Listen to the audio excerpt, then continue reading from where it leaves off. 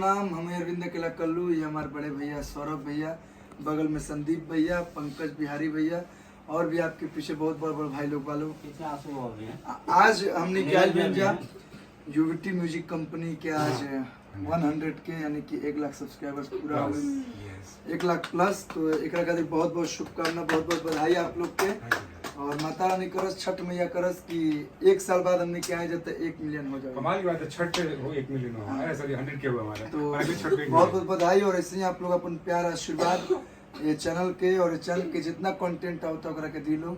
और इसी चैनल का वो गाना था ना, दिनों में पिए लगला का हो, अरे गइल बड़ा तू त पगला हो, कम पड़े दारू गुटका हो, अब कर तारा कवन नशा हो। तो आइए आज हम लोग सेलिब्रेट करते हैं। प्रेम से बोला छठी मैया की जय, आदित्य गोसैया की जय, नमः पार्वती पतये हर हर